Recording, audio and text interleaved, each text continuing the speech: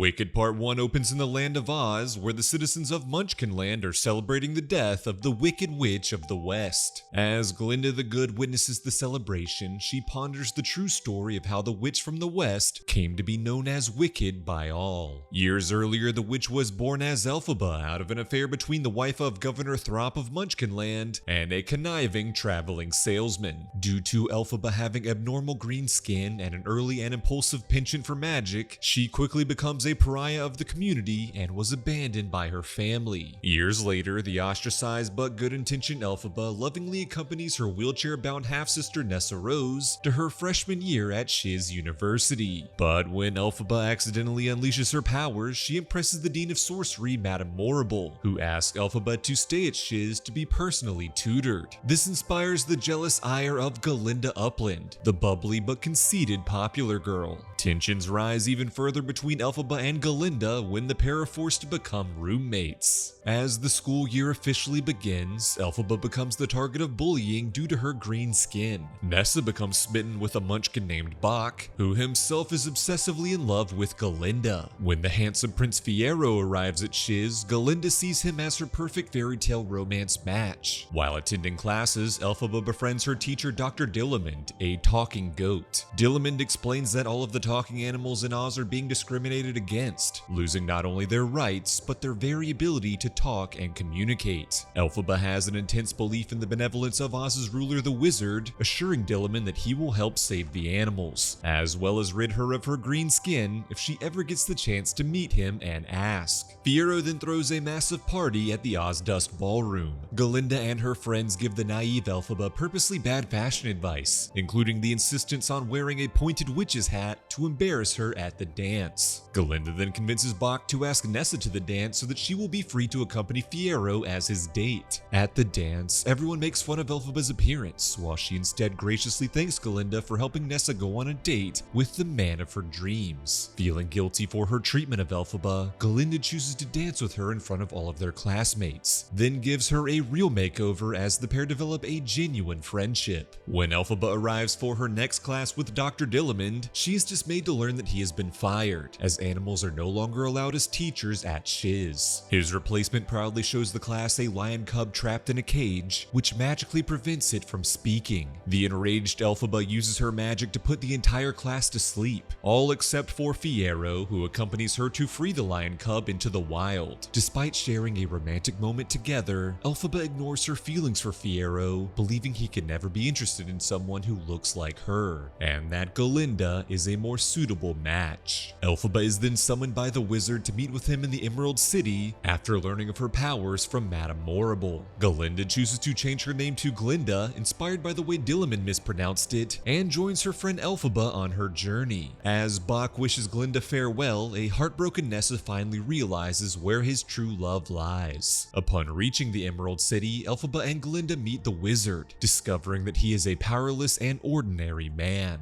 The wizard and Morrible encourage Elphaba to show off her power by casting a spell from the Grimoire spellbook. But instead of a simple levitation spell, Elphaba's magic forces all of the wizard's monkey guards to painfully sprout wings. Elphaba then realizes that the wizard and Morrible have been the conspirators plotting the oppression of the animals of Oz, and now Elphaba has unwittingly given them an army of flying monkeys to enact their sinister bidding. Realizing she has been manipulated, Elphaba steals the Grimoire and flees. Glinda tries to convince her friend to stand down, but Elphaba is determined to expose the wizard's corruption and save the animals of Oz. And so she successfully casts a levitation spell on a broom, defying gravity to evade the pursuing flying monkeys. In the end, Madame Morrible spreads propaganda about the wicked actions of Elphaba throughout Oz. The students of Shiz are evacuated, but Fiyero believes in Elphaba's goodness, fleeing the school on horseback. When Governor Thropp discovers Elphaba's actions,